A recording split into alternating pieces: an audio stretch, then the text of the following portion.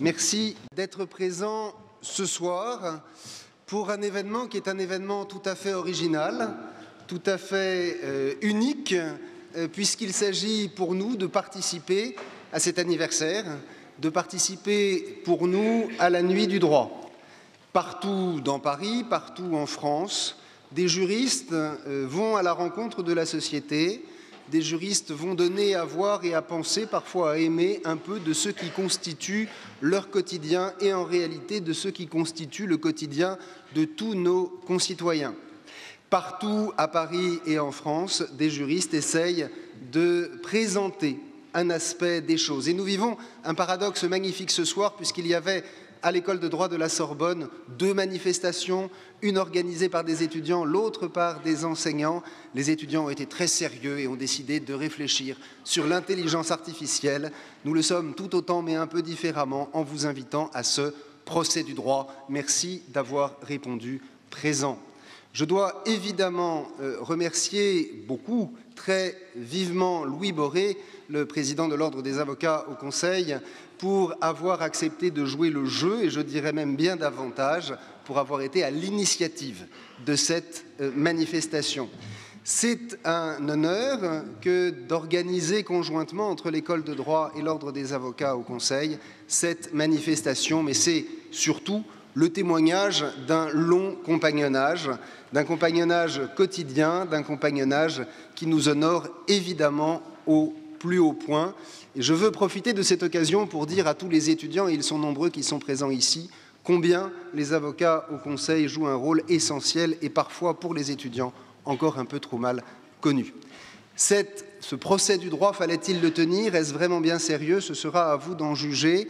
Le procès lui-même, je ne sais pas, mais soyez sûr en tout cas que chacun, avocat au Conseil ou universitaire, entend bien essayer de donner le meilleur de ce qu'il peut au service de cette nuit du droit dont j'espère qu'elle sera et qu'elle restera dans vos esprits, non seulement une nuit du droit, mais avant tout une fête du droit. Merci beaucoup.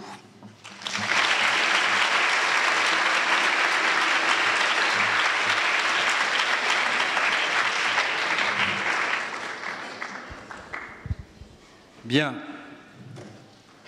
Je suis à 2 doigts de faire évacuer la salle et de prononcer le huis clos. Je ne supporterai aucune incartade. L'heure est grave. Nous allons ce soir instruire le procès du droit.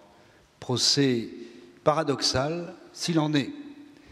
Greffière, veuillez lire l'acte d'accusation.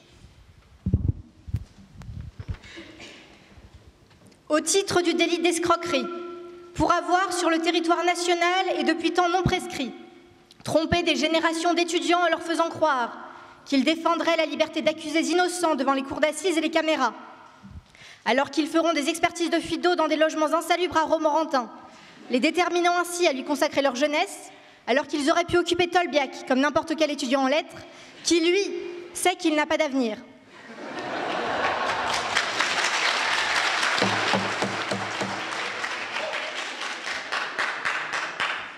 Fait prévu et réprimé par l'article 313-1 du Code pénal. Au titre du délit de tromperie, pour avoir, sur le territoire national et depuis temps non prescrit, trompé des milliers de justiciables sur les risques inhérents à l'utilisation du droit, son mode d'emploi ou les précautions à prendre en l'utilisant, notamment en alimentant le délire de persécution et l'obsession contentieuse des justiciables, qui préfèrent Légifrance à Tinder et qui, à la fin de leur vie, se retrouvent seuls, célibataires et dépressifs, à lire le bulletin de la Cour de cassation, le recueil Le Bon et les livres de Thierry Revet.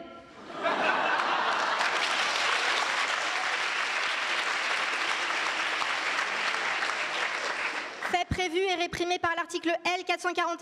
441-1 du Code de la consommation.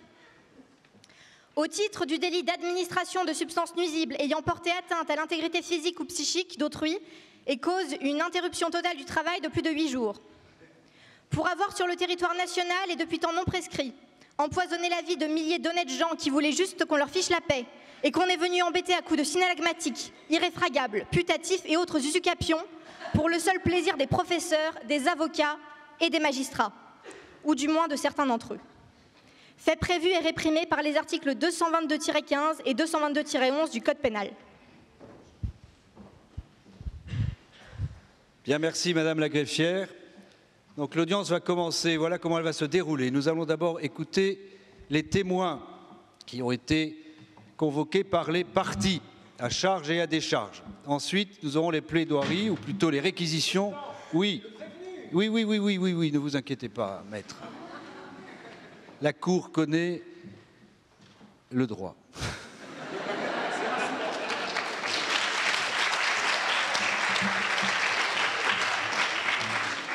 Monsieur le Président. Ah, un plein incident. Oui. Je fais un incident. Bien évidemment. La Cour connaît le droit. Oui. La Cour connaît donc le prévenu. La Cour n'est pas en état de juger quelqu'un qu'elle connaît. Nous joindrons au fond. Nous joindrons au fond. Oh. Donc ça veut dire que vous allez avoir un bon jugement. Alors, nous écouterons les témoins, ensuite les réquisitions de monsieur le procureur, puis la plaidoirie de monsieur l'avocat de la défense. Le tribunal délibérera sur le siège et vous rendra son jugement. Auparavant, bien sûr, nous allons procéder. Où est l'huissier, madame? Veuillez demander à l'accusé de se lever pour un premier interrogatoire de personnalité. Veuillez parler devant le micro. Monsieur, sans haine et sans crainte. Monsieur, veuillez donner vos noms et prénoms. Je m'appelle Le Droit, avec un grand D. Prénom?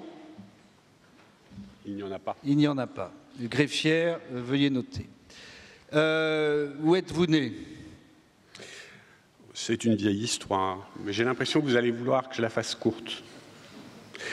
Je suis né il y a probablement plus de 4000 ans, ou environ 4000 ans. Les premières traces qu'on trouve de moi sont sur une pierre que vous pouvez examiner au Louvre de près, si vous le souhaitez. À cet égard, la seule chose qu'on pourrait dire, c'est... Ne cherchez pas à tromper le tribunal, s'il vous plaît. Quelle est votre profession? Juriste, bien sûr. Vous en vivez?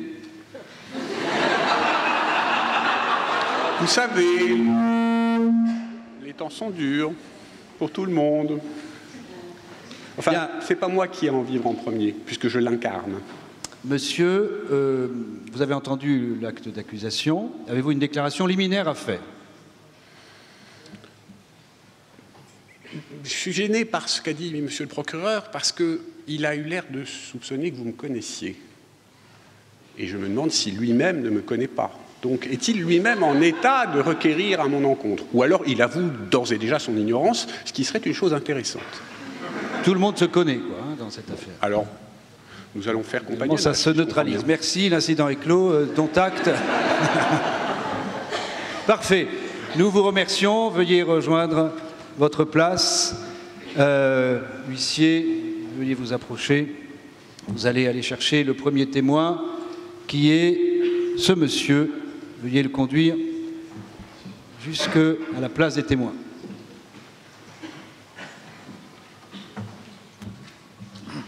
Veuillez lever la main gauche et dire « Je ne le jure pas ». Je ne le jure pas. Merci monsieur. Veuillez décliner vos noms, prénoms et qualités. John McLaughlin, créateur d'entreprise. Créateur d'entreprise, dans quel secteur? Intelligence artificielle, monsieur le Président. Intelligence artificielle, ça peut aider. Alors, qu'avez-vous à déclarer? Vous avez entendu, vous connaissez les griefs qui sont adressés à monsieur le droit? Oui, je trouve d'ailleurs que le procureur a été bien léger et bien peu accusateur. Cet ignoble individu n'a cessé de me gâcher la vie. J'ai créé 4 entreprises. À chaque fois, il est intervenu.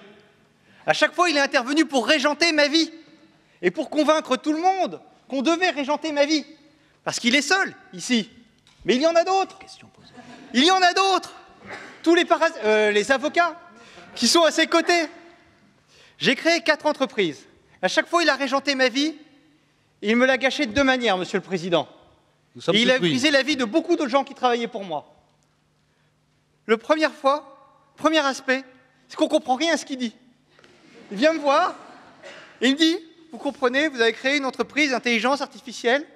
Quel est le statut juridique de vos algorithmes? Et comment conjuguez-vous cela avec le RGPD? Et là, il me sort un texte de 753 pages, sans les annexes, et il me dit, tenez, il faut vous mettre en conformité.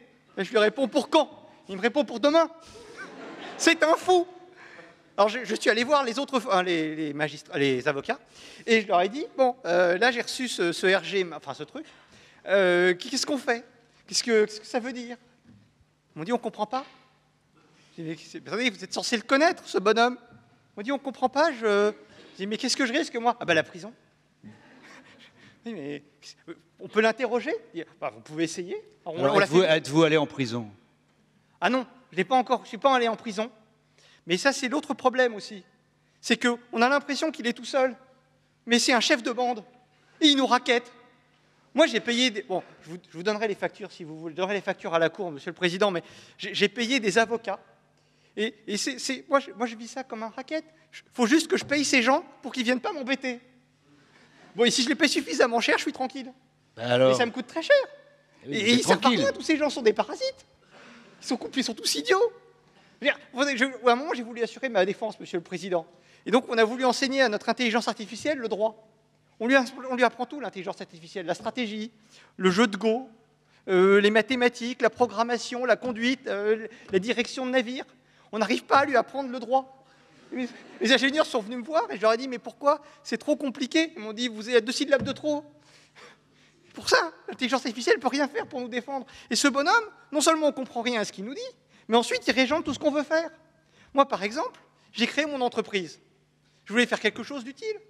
Là, il commence à me dire, ah ben non, faut faire ceci, il faut faire cela. Oui, mais alors ça veut dire vous comprenez? Ah non, non. Quelque chose quand il vous dit faut faire ceci ou cela. Parfois je comprends. Ah. Mais c'est pas parce que vous comprenez une des pages parmi les 753 du RGPD que vous comprenez le reste. Oui. Je vous assure, c'est pas évident du tout. Donc vous comprenez que vous ne comprenez pas. Exactement. Très bien, c'est déjà ça. Mais parfois, il est très menaçant. Alors il vient nous voir et il nous dit, voilà, vous comprenez, par exemple, là, il faut que vous engagiez des handicapés. Il faut qu'il y ait un quota de handicapés chez vous. Bah, vous en avez déjà, non, apparemment? Ah non, non. Non, non, non. Monsieur le Président, j'ai des informaticiens et c'est une qualification professionnelle. Ça n'a rien à voir avec un handicap. Chez eux, ils sont dans des caves, ils sont bizarres, ils ne voient pas la lumière, mais c'est leur boulot. Et là, il me dit, il faut que vous engagiez des handicapés. Je dis, mais j'en ai rien à faire. Enfin, je veux dire, oui. J'ai pas de gens, enfin voilà. Et là, il nous dit, bon, bah, c'est simple, il faut que vous leur donniez un boulot, sinon vous allez en prison. Bien. Monsieur, nous vous remercions infiniment de votre témoignage. Merci Non, à vous. non. Revenez. 2 minutes. Alors, messieurs du tribunal, mesdames du tribunal, une question? Une question, oui. Monsieur, vous avez pleurniché avec beaucoup de conviction. Manifestement, vous avez besoin d'intelligence artificielle, parce que la vôtre laisse un peu à désirer. La pleurnicherie est habituelle, le droit du travail serait trop lourd, trop compliqué, ça fait environ 250 ans qu'on l'entend. Alors, vous employez des freelances, monsieur? Alors, vous donnez l'impression, en me traitant de crétin, ce qui me blesse beaucoup, qu'il n'y avait que le droit du travail qui me pose un problème chez lui. Mais il y en a plein d'autres. Le droit de la concurrence, c'est pareil, c'est abominable. La régulation boursière, c'est pareil. Répondez à mes questions. Est-ce que vos freelances sont free? Mon avocat m'a dit qu'il ne fallait pas répondre à des questions qui pouvaient engager le droit du travail ou le droit fiscal devant la Cour, ça pouvait me poser des tas de problèmes. Ouais. Parce que vos freelances qui ont des horaires, qui ont un bureau, qui sont dans un open space qui est very open, dans lequel il n'y a pas tellement de space, je pense qu'ils sont très subordonnés, donc vos pleurnicheries n'ont guère atteint la Cour. Et si vous avez un avocat, vous êtes trompé, manifestement, il n'est pas sorti de Paris. Hein.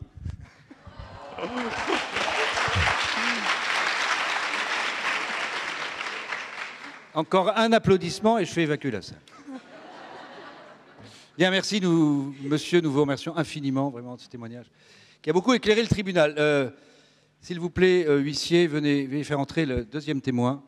Madame, veuillez l'accompagner jusqu'au lieu idoine. Voilà. Merci infiniment. Votre rôle est absolument vital dans cette affaire.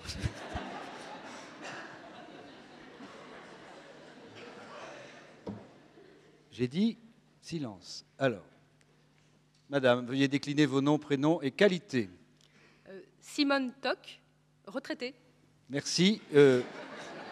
Veuillez lever la main gauche et dire « je parjure ». Je parjure. Merci. Alors, madame, veuillez nous expliquer ce que vous avez à dire concernant les faits qui sont reprochés à monsieur le droit. Votre honneur, je suis absolument ravie. Parlez bien en face du micro parce que c'est enregistré, figurez-vous. Je suis absolument... C'est comme le procès Barbie. Vous voyez, Votre honneur, je suis absolument ravie d'avoir été invitée à témoigner. Je fréquente très souvent les tribunaux, mais c'est mon tout premier témoignage. Je me suis Quelle chance pour nous. Je me suis permis de préparer quelques observations.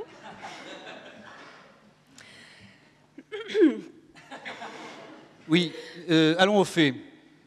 Que reprochez-vous ou que avez-vous à dire en faveur de l'accusé? Mais je n'ai que des choses à dire en faveur de l'accusé ce soir. Je suis scandalisée par le portrait qui est dressé du droit. Le droit est un véritable ami. Le jour de notre rencontre restera à jamais gravé dans ma mémoire. J'étais assaillie par mes persécuteurs, mes voisins qui avaient le mauvais goût d'avoir un chien et des enfants, la mairie qui avait l'impudence d'accorder des permis de construire à des projets immobiliers à côté de chez moi, l'administration fiscale qui s'apprêtait à me faire subir un redressement fiscal tout à fait inopiné. Quand le droit est arrivé, le grand droit, le beau droit, avec sa jurisprudence et sa légistique comparée, et il m'a dit « N'oublie pas que tu as droit à un recours effectif. » Enfin, la possibilité d'obtenir une juste réparation pour tous ces préjudices qui m'affligent et me nuisent et conspirent à m'affliger. Depuis, nous vivons une parfaite idylle amicale. Nous avons passé ensemble de longues soirées à rédiger des courriers à mes avocats pour leur faire part de ma vision du droit, à regarder Faites entrer l'accusé, à méditer sur la méchanceté du monde à mon égard. Bien. Merci infiniment.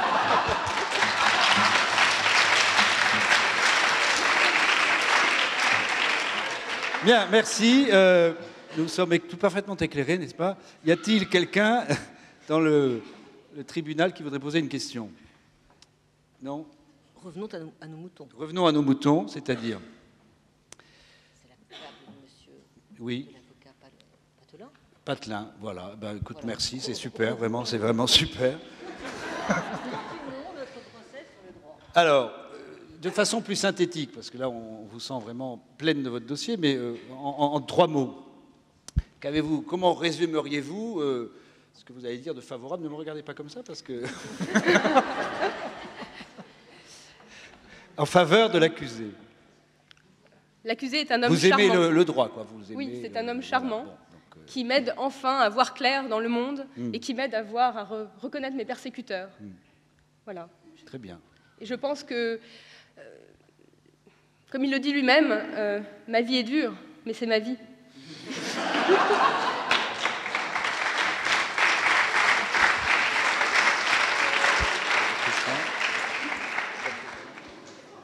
Voilà, merci. Si vous voulez bien la raccompagner, parce que je pense qu'elle ne saura pas rentrer toute seule, n'est-ce pas? Voilà. Merci infiniment. Venez vous rasseoir. Quand on s'est assis, je vous demanderai de vous lever pour aller chercher le 3e témoin, qui est une témointe.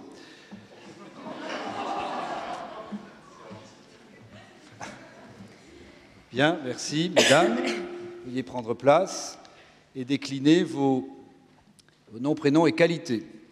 Judith Thirambic, récente ancienne étudiante et nouvelle avocate. Parfait. Veuillez lever le sourcil droit et dire fuck. Fuck. Parfait. Qu'avez-vous à dire? Donc, Monsieur le Président, permettez-moi de vous faire part de mon inquiétude. Me voilà appelée à témoigner dans ce procès, témoignage que je suis évidemment réticente à apporter, puisque, comme le proclamait si bien mon cher ami Sénèque, qu'on est malheureux quand on ressent la crainte de voir se raviver une douleur éteinte. Ces simples mots font ressurgir les stigmates de mes études juridiques passées. Insomnie, épuisement, angoisse, incompréhension. Pourtant, mes études ne pouvaient débuter sous de meilleurs auspices. Portalis avait affirmé « Les lois sont faites pour tous les hommes ». Il entendait évidemment les hommes les plus brillants, mais aussi les plus limités d'esprit. Enfin, la clameur publique m'avait rassurée. La fac, c'est bien connu, est un long fleuve tranquille. 4 années, vite fait, bien fait, peu d'efforts, et je pourrais enfin devenir celle que j'ai toujours voulu être. Cette avocate reconnue qui plaide à l'ONU et qui remonte le tapis rouge aux côtés de Georges Clooney. Mais quelle entourloupe! Les études de droit sont un réel parcours du combattant. Premier cours, mot d'accueil. 2 étudiants sur 3 ne passeront pas la première année. Vous êtes prévenus. Tes études ne dureront pas donc 5 ans, mais 10 ans. 10 heures de cours par jour, un rythme de prépa. Des TD à 20h30 le vendredi soir et à 7h45 le samedi matin. Fini les soirées et les week-ends. Des interrogations en droit public à la manière de questions pour un champion. Principe énoncé par Madame Popin, association syndicale du canal de Gignac, dame veuve trompier-gravier, sieur cadeau. Vous êtes bonne pour le redoublement, mademoiselle? En même temps, avec des noms pareils, faut pas s'étonner. Des examens auxquels il est nécessaire de venir avec une valise. Non pas pour partir aux Seychelles après l'épreuve, mais pour transporter ses codes. Des matières qui laissent perplexe quant au métier qu'on va, dans le futur, exercer. Problème de droit économique contemporain. Les théories de la croissance endogène. La thèse de la stagnation séculaire. L'histoire du droit. Cicéron est certes une bonne figure de l'Antiquité et a permis une excellente boutade d'Albert Einstein. Cicéron, c'est Poincaré. Mais il ne m'a jamais été utile dans mes dossiers. Des notions incompréhensibles telles que la cause, désignée comme une sorte d'hippogriffe impossible à maîtriser. Les professeurs ont désespérément tenté de nous l'inculquer, alors qu'eux-mêmes peinent à la comprendre. Qui n'a pas été entendu? Si vous avez compris quelque chose à la cause, c'est qu'on vous l'a mal expliqué.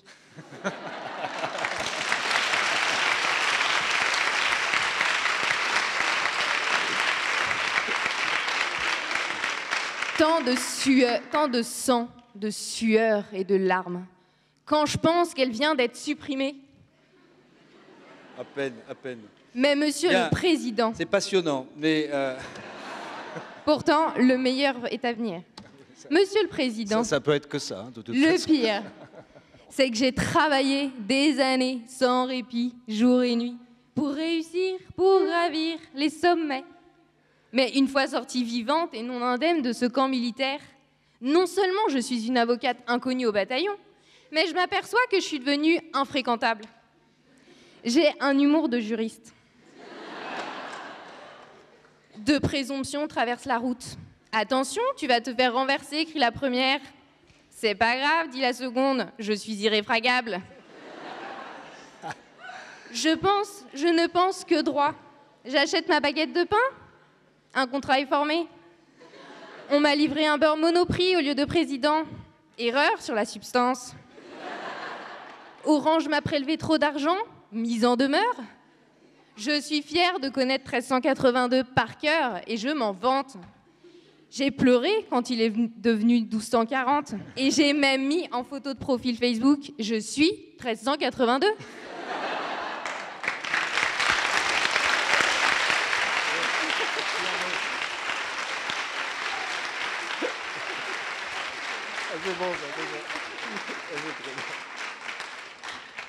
Bon, n'essayez pas d'attendrir la cour. Hein. Bien, alors maintenant, on va vous poser quelques questions. Juste une question, voilà un curieux témoin de l'accusation. Elle est partie tellement bas, manifestement, en première année, de tellement bas. Et grâce à ses professeurs de Paris 1 Panthéon-Sorbonne, sa prestation ce soir montre qu'elle est montée si haut. Malheureusement, je viens de Paris 2.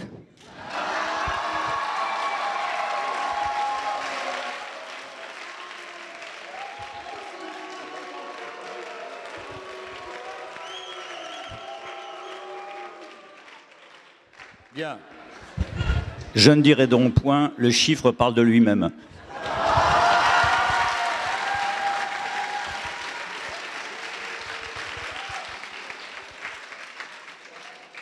Bien. Ce qui est bien, c'est la sérénité des débats. Hein, Alors, c'est pas le meilleur est à venir, mais c'est le meilleur pour la fin.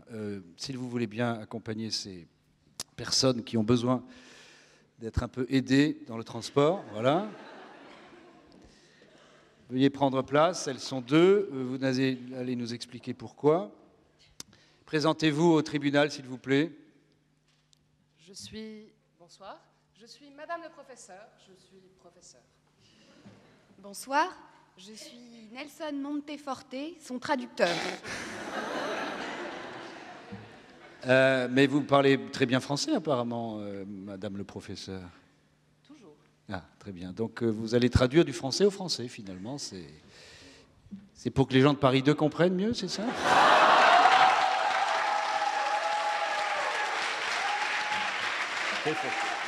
Bon. Silence! Alors,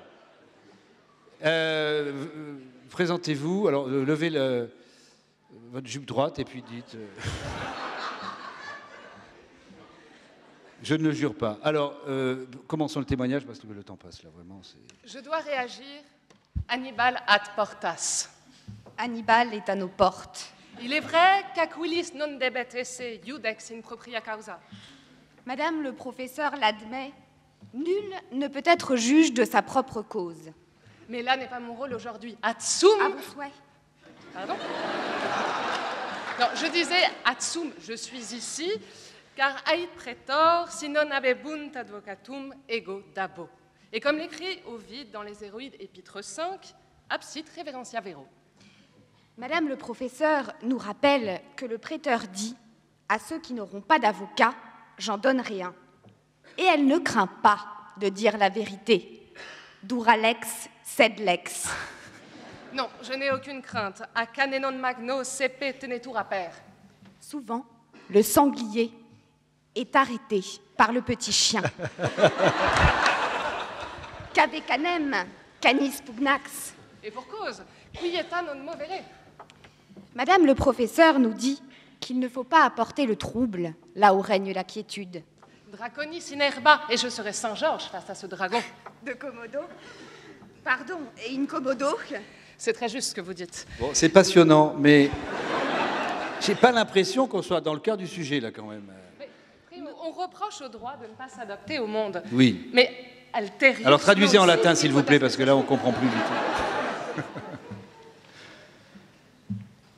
Pardon? So what? Quid novis? Qu'avez-vous à dire? Là, on est dans un procès, n'est-ce pas, par rapport à... Madame le professeur vous Oui. disait qu'il se garde d'appartenir à un autre, celui qui peut être lui-même. Oui, c'est bien tous ces brocards de vie, là, ça va vraiment nous aider, mais est-ce que ça va aider le droit ou le désaider? Ce monsieur est accusé de quelque chose. Vous voyez le rapport un peu avec... Il condamne ceux qu'ils ne comprennent pas. D'accord. C'est pour le tribunal que vous dites ça? Asinus. Asinum frecat. Oui, ça c'est sûr. Ah oui. L'âne regarde le cheval. Et oui. Asinus asinorum in secula seculorum. L'âne des ânes. Dans les siècles des siècles. Amen. Bien, eh bien...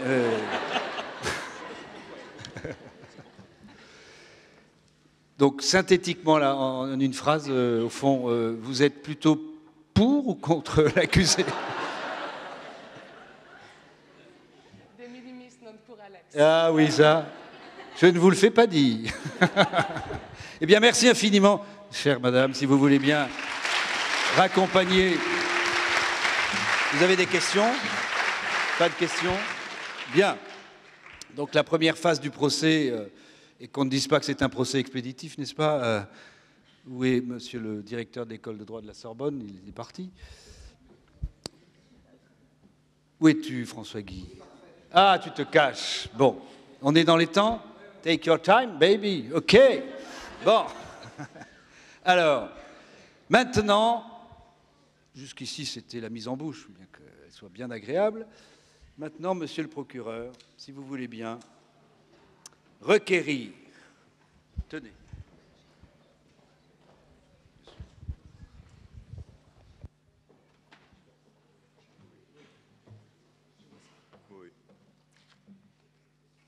Monsieur le Président, Mesdames, Messieurs de la Cour, Mesdames et Messieurs les jurés, somme toute, le droit est un peu comme la greffière, joli mais inutile. Parce que, évidemment, le droit est coupable. Et j'ajoute aux infractions poursuivies tout à l'heure une infraction qui a été commise à l'audience. Et je demande au droit de se lever pour recevoir cette nouvelle qualification, monsieur le droit. Atteinte au bon goût.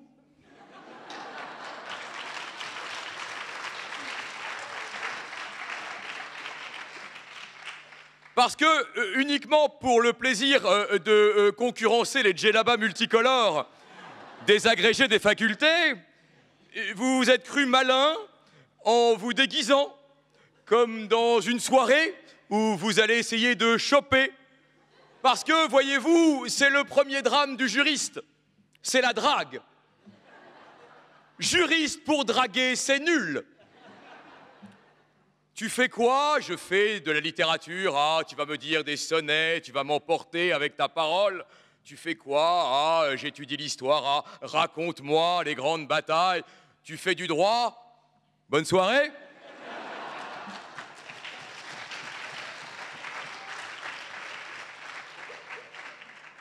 Et ça, évidemment, même Thierry Revel a vécu. Et Louis Boré aussi. Et moi aussi. Et c'est pour cela que, finalement, c'est notre drame commun, nous les juristes. Nous avons tellement aucune vie sociale que pour éviter de passer la soirée seule à bouffer des bolinos froids, eh bien, nous venons à la nuit du droit.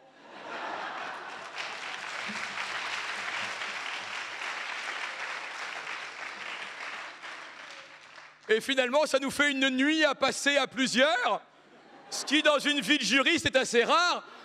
Alors même qu'évidemment, vous le savez, l'amour, c'est comme le droit, plus on est nombreux et plus c'est amusant. Enfin, je ne parle pas par expérience, parce que m'en a dit Thierry Revet,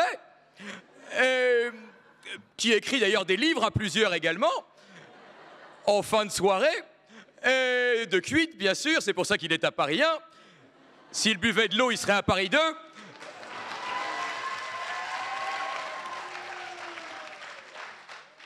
Et donc, c'est tout à fait extraordinaire, cette initiative de la nuit du droit. Tu sais, il y avait la nuit de la glisse, la nuit des musées, maintenant il y a la nuit du droit. Enfin, c'est n'importe quoi.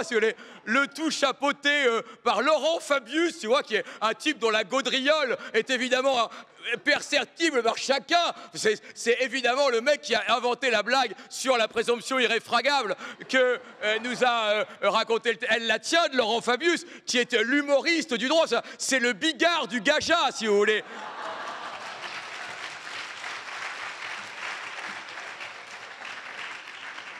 Et donc le mec se dit, je me fais tellement chier au Conseil constitutionnel, qu'est-ce qu'on pourrait faire de rigolo le 4 octobre? Ah bah oui. Et donc là, on est là, tout ça n'a aucun sens, si vous voulez. Enfin, tout ça est complètement grotesque. Et donc, on va passer une nuit du droit, parce que, oui, la réalité des choses, c'est qu'on va y passer toute la nuit. Hein, on ne vous l'a pas dit, mais on a viré les appariteurs, qui de toute façon sont aux 35 heures, donc ils sont partis depuis 16 heures. Et donc on va passer la nuit là, on s'en fout. Louis Boré va lire la Bible, après je vais lire le Code civil dans une inversion des valeurs amusantes. Et donc on va passer la nuit, et ce sera vraiment formidable, et on verra qui est le patron. Donc c'est ça qui est extraordinaire, c'est la nuit du... Enfin, bref, tout ça n'a aucun sens, mais c'est comme le droit. Alors, oui, donc, évidemment, escroquerie. J'en reviens quand même aux qualifications, indépendamment d'Arlequin, là, qui sera jugé. Donc, je vous prie de noter cette infraction qui est commise à l'audience et qui est poursuivie en comparution super immédiate. Ah, tu vois, ça c'est le traitement en temps réel, la tac tac tac. Ça c'est pour ça que j'aime le parquet, tu vois. Ça c'est d'abord il y en a partout et on le cire.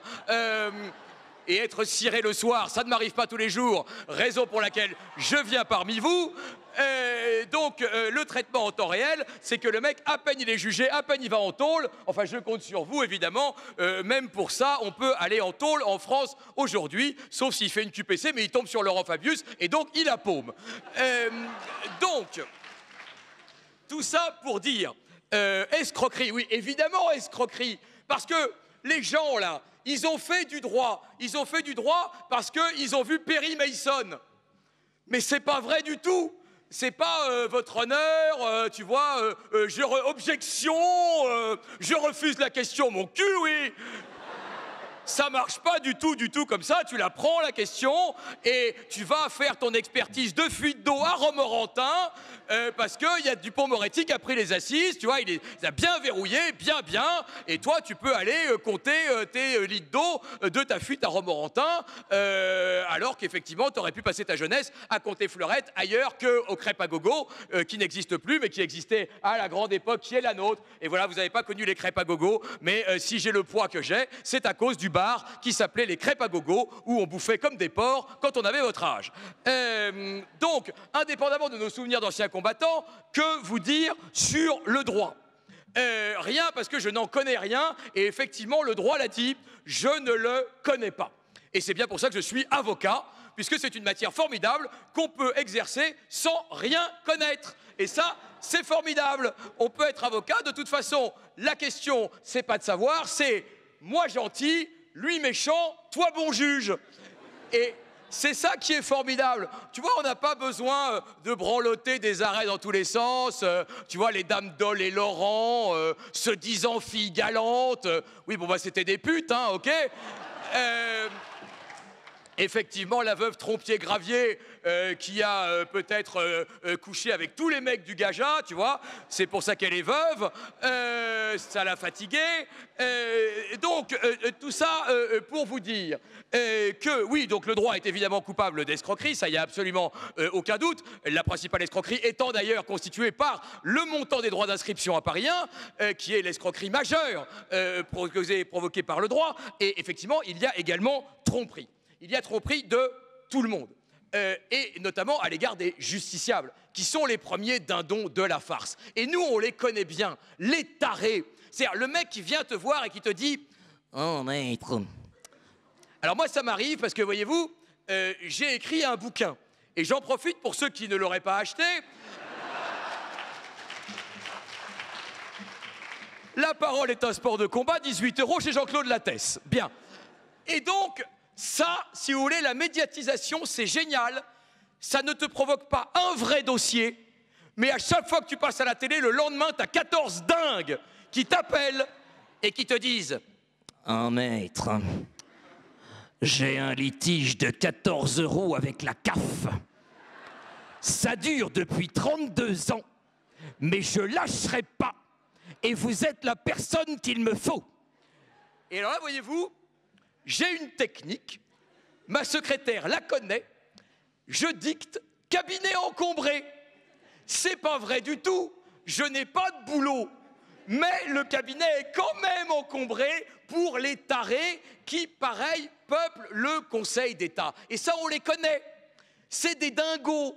C'est les mecs, les pages du recueil Le Bon, elles sont collées, voyez-vous, parce qu'ils n'ont pas de compagnie, et donc ils lisent. Enfin, rien que vous ne connaissiez pas. Et donc, ils lisent de la JDA, et là, ça leur provoque des réactions inédites que même Louis Boré espère encore pouvoir connaître, malgré son âge avancé. Et donc, tout ça pour dire que, évidemment, vous voyez dans les audiences du Conseil d'État des mecs qui viennent tous les jours. C'est des dingues. Il y avait un mec qui s'appelait Bertin, il a 250 arrêts à son nom, et donc c'est des mecs, c'est des quérulents obsessionnels qui parfois nous nourrissent, mais parfois ils font leur mémoire eux-mêmes, c'est-à-dire que c'est pire que tout. C'est-à-dire qu'ils font chier le magistrat et l'avocat. L'un parce qu'il fait de la merde et l'autre parce qu'il ne le paye pas. Donc, on a une convergence de détestation à l'égard du justiciable obsessionnel, qui est celui qui a été trompé, évidemment, par le droit. Il a cru qu'il y avait un idéal de justice, et en fait, pas du tout. Il y a juste un idéal de répression, ce qui est le moment militant de ce discours. Nos passaranes, les droits de l'homme, tout ça. Ah, je peux aussi être de gauche. Donc, à Paris 1, il faut faire un effort.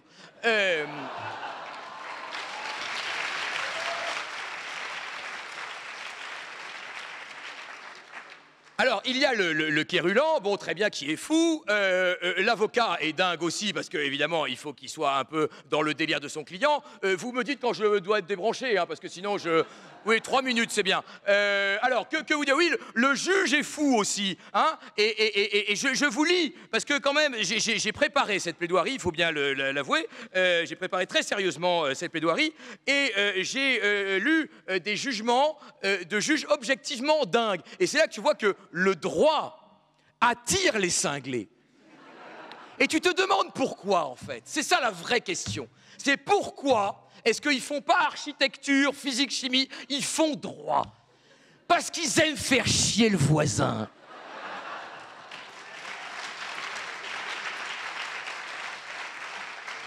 Tu vois, le droit, ça part d'un mauvais sentiment.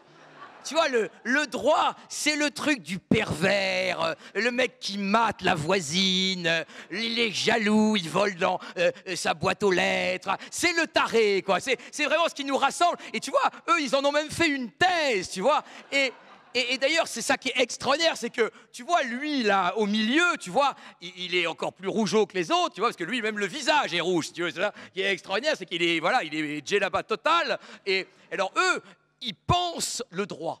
Toi, nous, déjà, on essaye de le faire, bon, voilà. Mais eux, ils le pensent. C'est-à-dire que c'est des intellos du droit. Et ça, c'est vraiment la double peine, tu vois. C'est non seulement tu as le droit, mais tu as les articles de droit que d'ailleurs personne ne lit. C'est ça qui est extraordinaire, c'est qu'ils se lisent entre eux. Mais...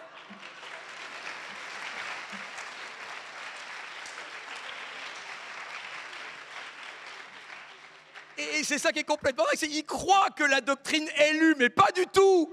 Nous, on s'en fout complètement. Moi, je reçois la JDA, c'est juste parce que ça fait bien, tu vois, mais en fait, hop, comme ça. Alors que eux, ils sont très contents. Le mec, il reçoit ça, son mois est fait, tu vois, il dit « Ah, ce mois-ci, je vais recevoir la revue de droit civil. Ah !» Et là, il se dit « Mais ça, quand même, ça, c'est extraordinaire, ma vie est... » Et lui, tu vois, c'est le plus pervers d'entre tous. Il a fait une et qu'il a consacré 10 ans de sa vie à un truc, c'était la force de travail, tu vois. Alors que le mec, après, il bosse 5 heures par semaine.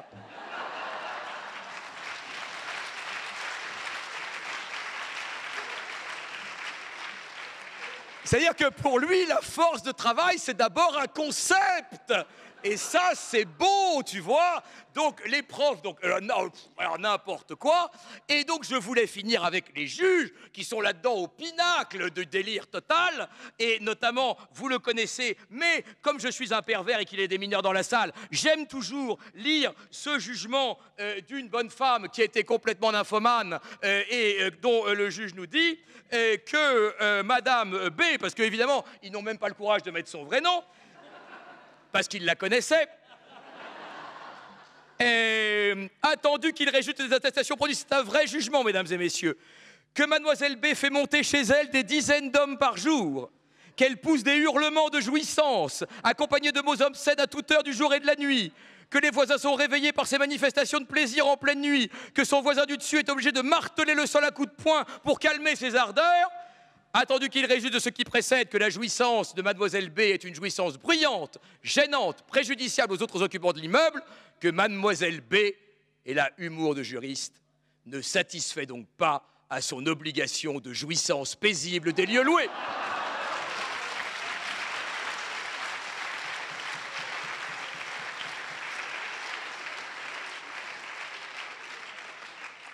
Et là, tu te dis qu'à l'ENM, ils ont des abonnements à des revues cochonnes. Et c'est ça qui explique tout. Et donc, voilà, que faire avec le droit? Le déclarer coupable de tous nos maux. C'est lui qui nous emmerde depuis le start-upper, là, je sais plus où il est, déjà parti à Los Angeles. Et le droit envahit tout, tous les pores de notre peau, ça nous emmerde, ça nous contraint, c'est insupportable. C'est un truc de pervers polymorphe. Et c'est d'ailleurs pour ça que vous êtes là. Donc, oui, évidemment, il faut condamner le droit pour les 4 chefs d'inculpation. Donc, Arlequin, poli par l'amour qu'il n'a pas, il y a tromperie, escroquerie et administration de substances nuisibles, parce que comme poison, ça se pose là. Et donc, je vous propose une peine symbolique mais forte, je vous propose le bannissement. Voilà, on va se dire que pendant quelques années, eh bien, on va envoyer le droit ailleurs. Ailleurs qu'ici, on l'envoie où on veut parce qu'on en a soupé, on l'a trop vu. Après, vous allez voir Boré qui va vous faire un truc éblouissant parce que lui, c'est son métier. Si vous voulez, lui, il gagne sa vie avec. Donc, vous aussi, d'ailleurs. C'est pour ça que j'étais pas loin de vous récuser parce que les mecs, ils vont juger ce qu'ils les payent. Donc, tu vois, là, c'est de la dépendance économique plus. Donc, tout ça pour vous dire, ils peuvent pas le condamner, ils bouffent avec. Sinon, ils sont à Pôle emploi. Alors, revêt à Pôle emploi, qu'est-ce que vous savez faire? Bah, des bouquins à plusieurs, ok.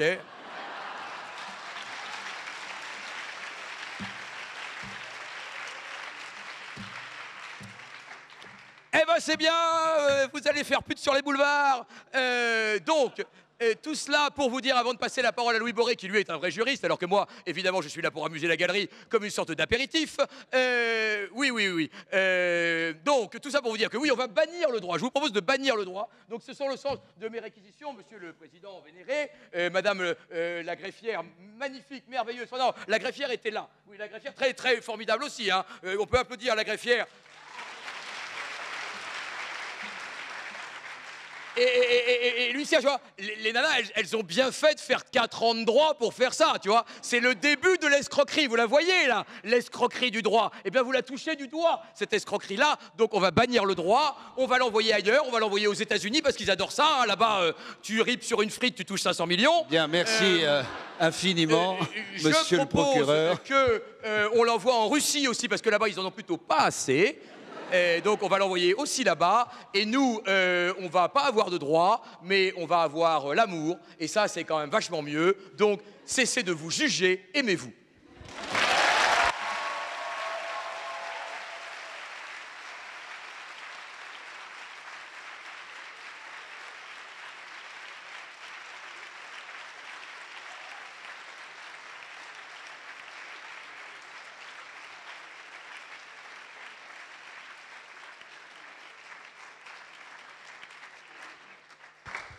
J'avais dit pas d'applaudissements.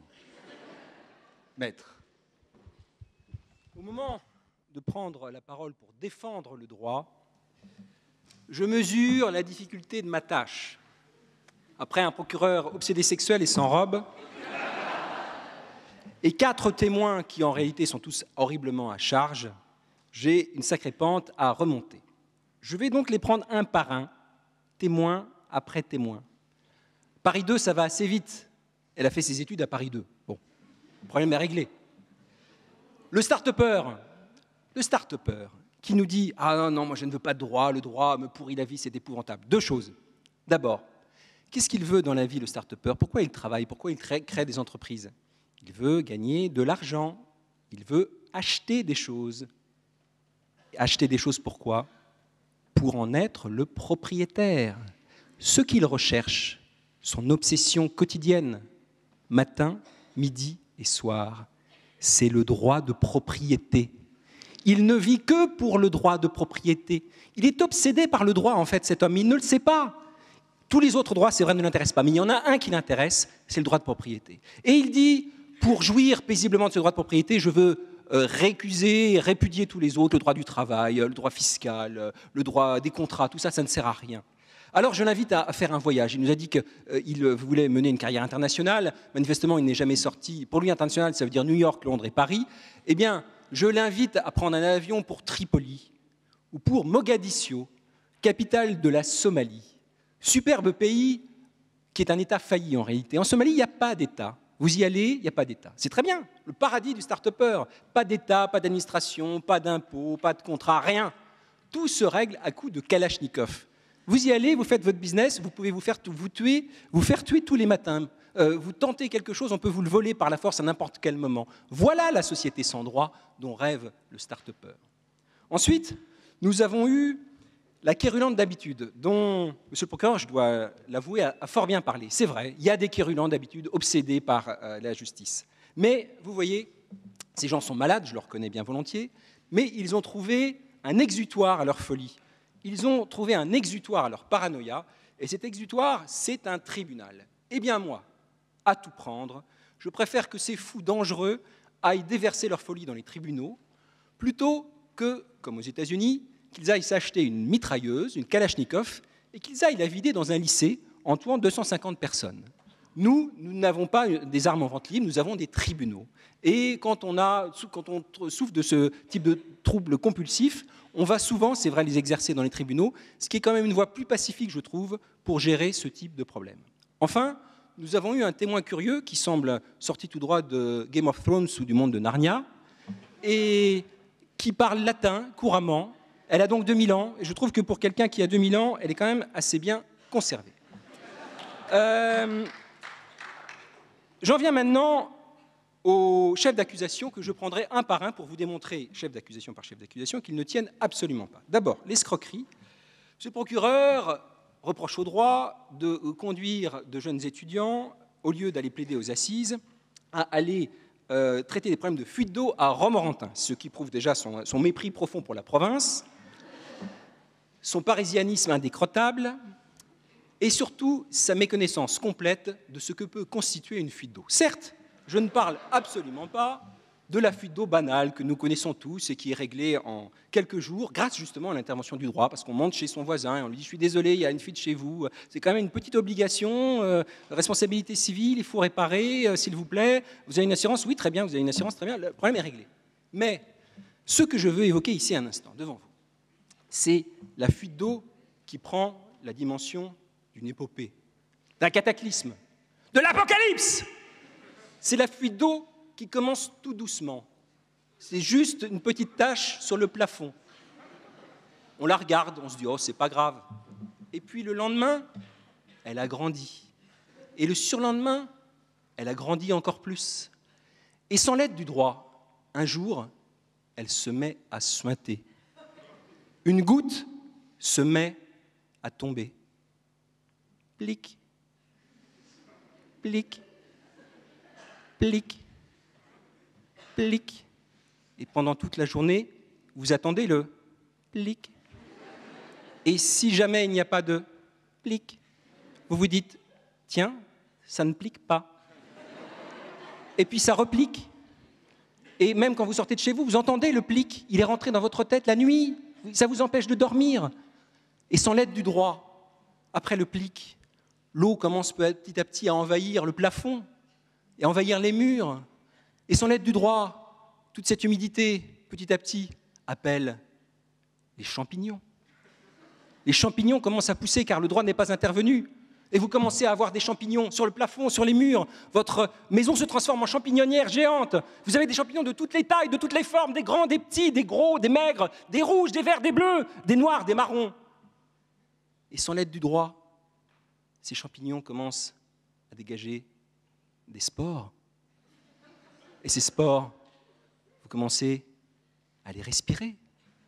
Ils rentrent à l'intérieur de vous. Sans l'aide du droit, ils vous envahissent. Ils commencent à sécréter eux-mêmes des champignons qui commencent à pousser sur vous, sur les bras, sur les jambes, sur le visage, à l'intérieur de vous, dans vos poumons. Vous avez des champignons qui grossissent, vous ne pouvez plus respirer. Et sans l'aide du droit, après les champignons, arrivent les animaux. C'est humide chez vous, alors ça attire les bêtes. Les insectes d'abord, qui commencent à grouiller, rampant, volant, caquetant. Et puis ensuite, les reptiles, les serpents, les batraciens, les grenouilles, les crapauds qui commencent à croisser pendant la nuit. Et sans l'aide du droit, eh bien, toute cette ménagerie soudain s'effondre parce que tout est trop humide et votre maison commence à fondre comme un énorme gâteau au chocolat resté trop longtemps au soleil et votre plafond fond sur vous et vos murs fondent sur vous et vous-même vous vous mettez à fondre parce que vous êtes tellement humide que votre peau se détache petit à petit, devient liquide et vous êtes emporté avec votre propre maison dans un immense maelstrom jusqu'au centre de la Terre. Voilà, mesdames et messieurs, ce qui surviendrait si le droit n'existait pas.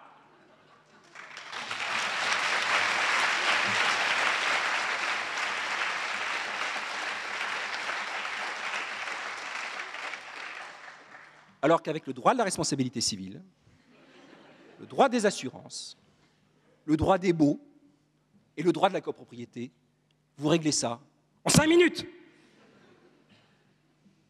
J'en viens maintenant à la qualification de tromperie. Selon monsieur le procureur, le droit conduirait les gens à passer leur temps, je cite, sur Légifrance plutôt que sur Tinder et ils se retrouveraient seuls, célibataires et dépressifs. Eh bien, je crois, monsieur le procureur, que vous connaissez bien mal les utilisateurs de Légifrance et bien mal les utilisateurs de Tinder. Parce que ceux qui utilisent Légifrance ne deviennent pas forcément seuls, célibataires, dépressifs. Alors que ceux qui utilisent Tinder matin, midi et soir, eux, deviennent tôt ou tard seuls, célibataires et dépressifs.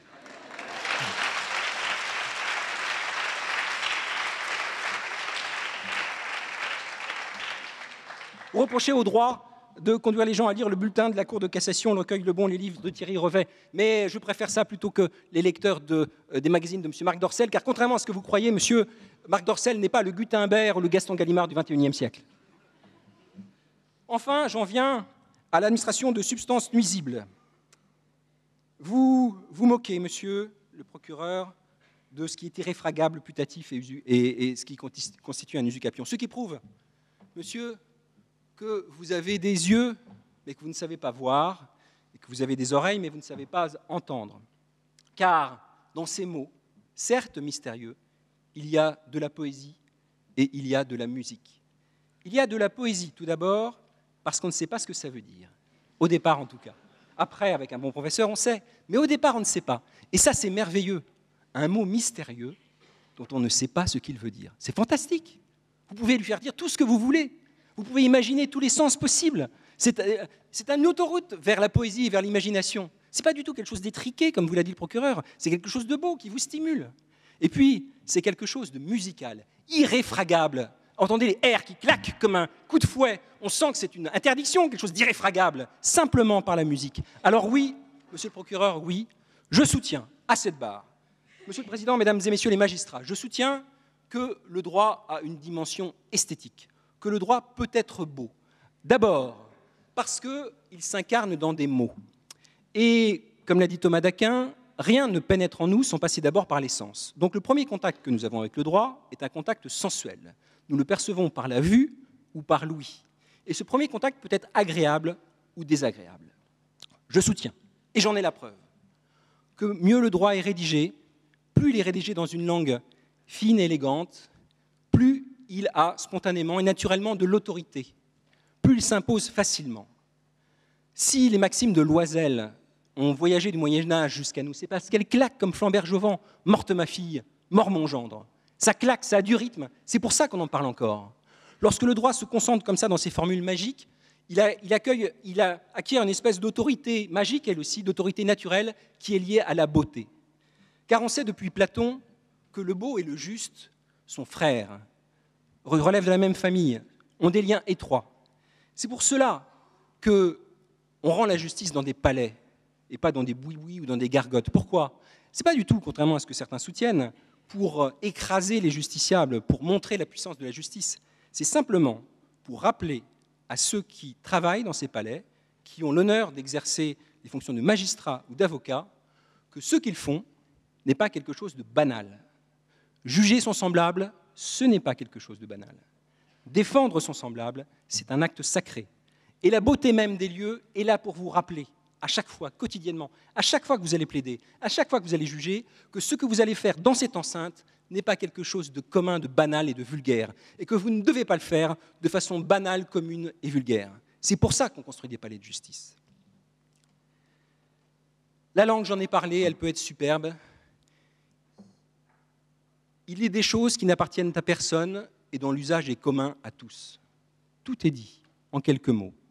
On sait que Stendhal, avant d'écrire, lisait toujours une page du Code civil. Certes, je veux bien reconnaître que le législateur contemporain ne lit pas forcément Stendhal.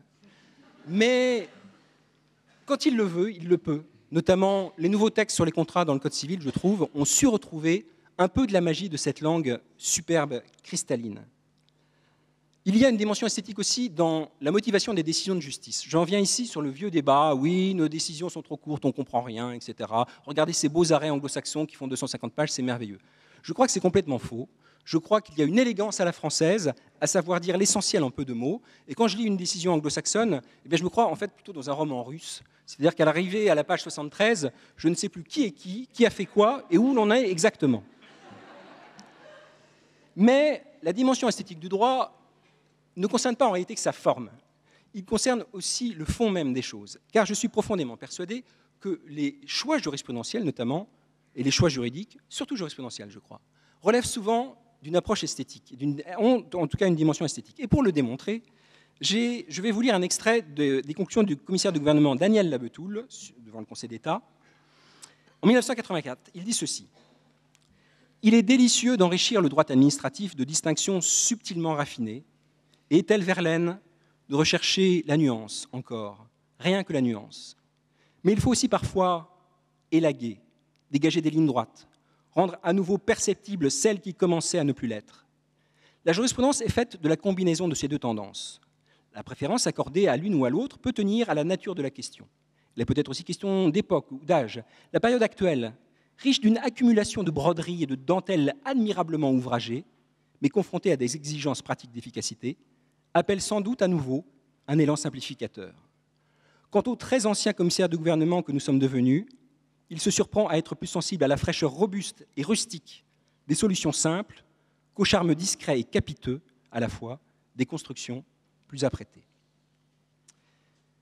Mais je veux bien reconnaître que cette dimension esthétique s'incarne assez peu, en tout cas moins, dans les textes juridiques, dans les textes de loi et dans la jurisprudence, parce qu'ils sont contraints par un certain nombre de principes de légistique qui conduit à rechercher une certaine uniformité. Il n'y a pas de véritable liberté créatrice. La véritable liberté créatrice, on la trouve, et je ne suis pas heureux de parler ici dans une université, on la trouve à l'université, on la trouve dans la doctrine.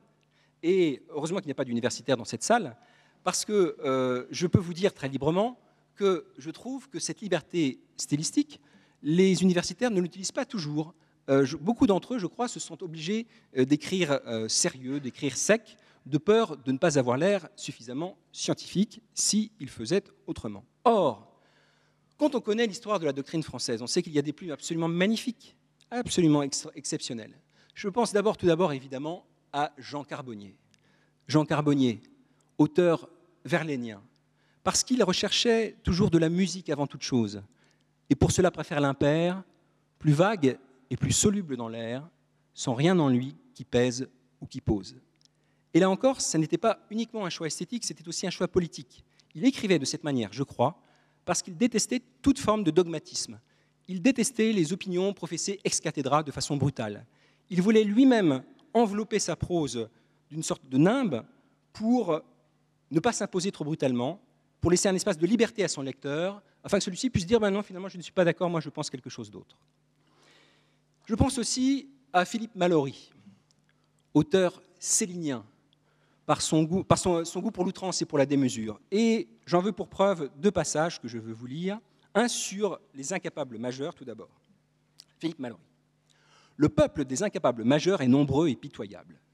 Les fous, furieux ou paisibles, l'idiot du village, les dépressifs, les névrosés, les schizophrènes, les psychotiques, les autistes, les prodigues, les faibles d'esprit, les exaltés, de la procédure, de la science, voire de la politique ou de la religion, les drogués, les alcooliques, les handicapés physiques ou mentaux, les victimes d'accidents, par exemple, de la route, lorsqu'elles sont diminuées physiquement et parfois mentalement, les grabataires, les comateux, et surtout, les vieillards, de plus en plus nombreux, affaiblis, diminués ou complètement gâteux. » J'en veux aussi ce passage sur les associations.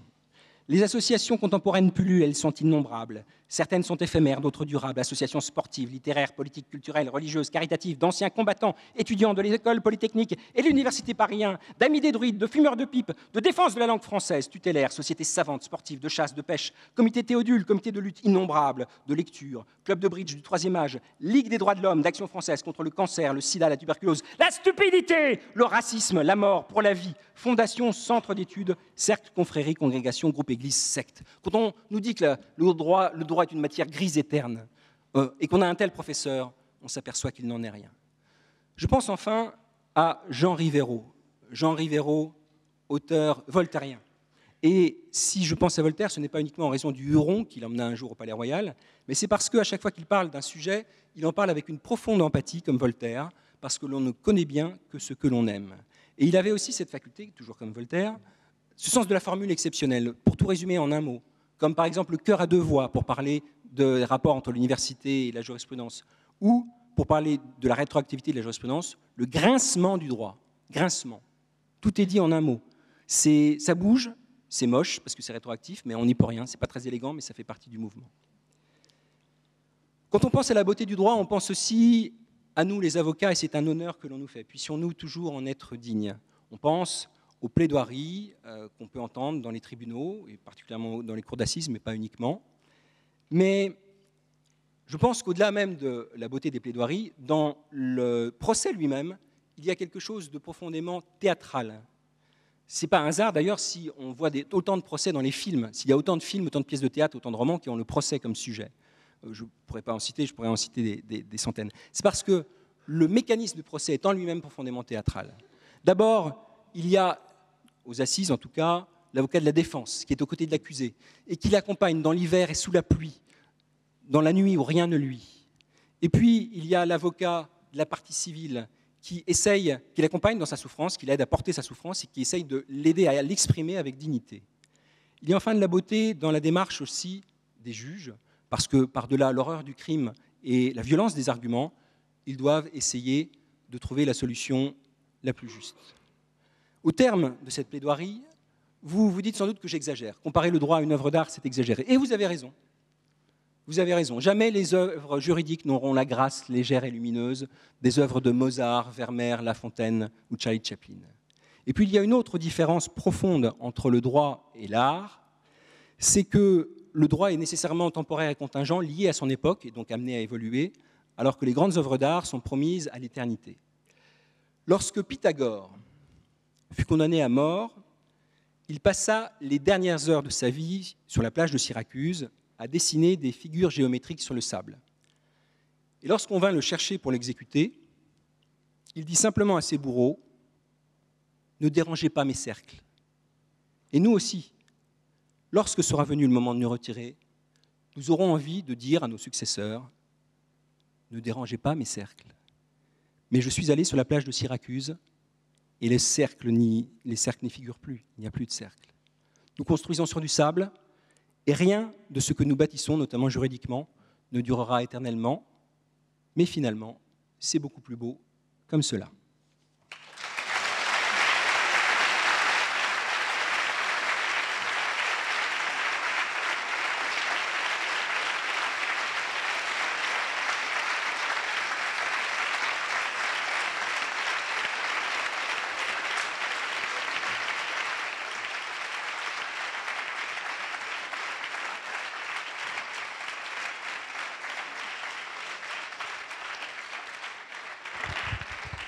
Bien, monsieur le droit, veuillez rejoindre le pupitre, s'il vous plaît. Avez-vous une dernière déclaration à faire avant que le jury ne délibère sur le siège? Oui, je voudrais juste dire deux choses. À propos des réquisitions du procureur, d'abord, je l'ai trouvé à contre-emploi, comme si ce n'était pas son métier de requérir contre le droit. Je ne sais pas ce qui me donne ça à penser, mais il y a un tel plaisir dans l'usage de ce droit qu'il en fait par la parole, mais aussi par tout ce qu'il cite, que je pense qu'il n'est pas sincère en demandant le bannissement du droit au nom du plaisir. Et la deuxième chose, je terminerai par là, c'est qu'il y a quand même belle lurette que j'ai banni le bannissement, donc je pense que ce n'est pas une mesure proportionnée.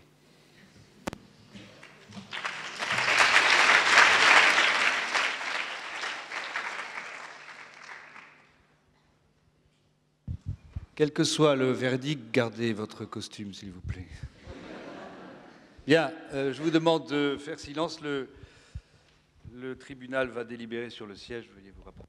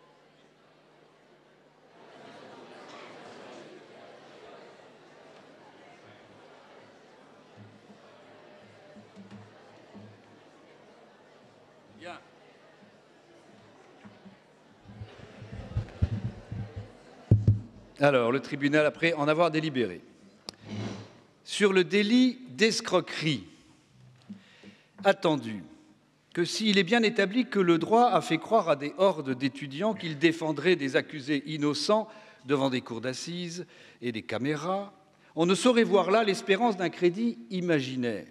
Qu'en effet, défendre des innocents devant une cour d'assises n'est en rien constitutif d'un crédit imaginaire, puisque c'est la garantie d'une condamnation assurée. Donc la possibilité de dénoncer devant les caméras et par le biais des réseaux sociaux une erreur judiciaire de plus, ce qui assure gloire et prospérité médiatique à l'auteur de la dénonciation. Attendu qu'il est beaucoup plus difficile de faire innocenter des coupables, à telle enseigne que le ministère public n'a pu établir, de la part du droit, la moindre tentative ni velléité de donner à croire aux dites hordes d'étudiants qu'ils y parviendraient jamais. Que certes la présomption d'innocence pourrait, à première vue, être considérée comme la quintessence de la règle perverse, destinée à convaincre d'un crédit imaginaire, puisque, prise au pied de la lettre, elle pourrait donner à penser que celui qui est mis en examen, puis renvoyé devant un tribunal, n'aurait qu'à contempler l'esprit tranquille, l'accusation, tenter d'établir les faits, à lui reprocher et de convaincre de sa culpabilité prétendue, que toutefois une vision aussi infantile de la présomption d'innocence ne sera pas retenue par le tribunal, qui considère que même les étudiants, qui se caractérisent pourtant par une puérilité confondante, ne tombent pas dans un travers aussi grossier. Qu'en effet, sur la base de la maxime selon laquelle un avocat honnête ne plaide jamais, il y a lieu de considérer, comme il tombe sous le sens, que la présomption d'innocence n'est précisément pas faite pour les innocents, qu'elle ne saurait donc être retenue au soutien de la caractérisation du délit d'escroquerie dont le droit se serait rendu coupable en générant un tel principe, qu'en conséquence, le délit d'escroquerie n'est pas établi. Sur le délit de tromperie, attendu que s'il est bien avéré qu'il n'y a que danger, désagrément et risque d'atteinte et autres dépérissements à utiliser le droit, il n'est pas établi que le délire de persécution des justiciables et leur obsession contentieuse, dont l'existence et l'ampleur ne sauraient être niées, aient été alimentés par le droit. Qu'il est même très exactement établi le contraire, à savoir que c'est le délire de persécution des justiciables et leur obsession contentieuse, dont l'existence n'est pas contestable, qui pousse toujours le droit à croître, à enfler, à se démultiplier, se surmultiplier, se subdiviser, se dédoubler, se recopier, à bégayer, à se dénoncer, à s'auto-attaquer, à se contredire, à s'en mêler, à s'obscurcir. Qu'en effet, pressé d'offrir toujours plus de voies d'action, d'exception, de questions prioritaires, de jugement avant dire droit, d'expertise in futurum, d'expertise in cerebrum, d'expertise in corporum, de recours en révision, de recours en explosion, de recours en récursion, de médiation, de contre-médiation, de sous-médiation à une population pour qui le procès constitue le seul moyen d'exister, de communiquer, de s'exprimer, de s'aimer, d'avoir l'impression d'être écouté, de soulager ses angoisses existentielles. Le droit n'a pu que s'engager dans une suractivité qui, si elle lui permet de faire face à la demande exponentielle de juridicité dans une société sécularisée, atomisée, aseptisée et asexuée, n'a pu que le conduire à s'appauvrir, s'affadir, se vulgariser, se ridiculiser, se populariser, se banaliser, se démystifier, se déliter, se dépareiller, se débrailler, se dégorger, se déprimer. Que si cet état de fait n'est pas glorieux, il ne saurait à lui seul établir le délit de tromperie. Car même appauvri, affadi, vulgarisé, ridiculisé, popularisé, banalisé, démystifié, délité, dépareillé, débraillé, dégorgé ou déprimé, le droit reste le droit. Que le délit n'est donc pas établi. Sur le délit d'administration de substances nuisibles ayant porté atteinte à l'intégrité physique ou psychique d'autrui et causé une ITT de plus de 8 jours. Attendu que s'il est bien certain que le droit est constitué d'une myriade de substances nuisibles, de l'usufruit irréversible à l'empêchement d'irriment, en passant par l'exploit de l'huissier, la grosse du notaire, le plumitif du greffier et le camail du doyen, il n'est pas établi, contrairement à ce que prétend l'accusation, que ces substances aient empoisonné la vie de milliers de gens. Qu'il s'impose en effet de considérer que ce vocabulaire de Diafoirus indiffère au plus haut point les populations, qui en ignorent généralement jusqu'à l'existence, ou quand ils louissent par hasard de quelques professionnels du droit, en apprécient à sa juste valeur l'incompréhensitude, qui est le gage de la haute compétence du dit professionnel. Attendu par ailleurs que si de telles substances n'existaient point, le droit n'en serait pas moins hermétique, mais qu'il se trouverait alors de beaux esprits, grands lecteurs du particulier, pour prétendre le contraire, qu'il en résulterait que la population serait plus encline à tenter d'ingérer les substances juridiques, rendues plus attractives par leur apparente identité avec les substances non juridiques. Qu'ainsi en est-il, par exemple, depuis que le législateur a décidé de remplacer dans le Code civil le mot « impense » par le mot « dépense », ou le mot « réintégrande » par le mot « réintégration », sans parler du remplacement du bon père de famille par la personne raisonnable. Attendu qu'en toute hypothèse, l'administration de substances nuisibles, juridiques, à supposer qu'elle ait eu lieu, n'est pas le fait du droit, qui s'est en effet toujours attaché, par son vocabulaire abscon, ampoulé, pédant, ridicule, faussement précis ou encore suranné, à être avant tout et surtout inaccessible, même lorsqu'il se modernise pour se donner l'apparence de l'accessibilité. Nonobstant, c'est bien le cas de le dire, le vocabulaire juridique est et demeure insusceptible d'être ingéré par les milliers de gens dont parle l'accusation. Attendu au demeurant qu'il est même constant que le droit n'est pas plus ingéré par ceux qui prétendent pourtant en faire profession ou commerce, que le délit n'est pas établi. Monsieur le droit, vous êtes relaxé.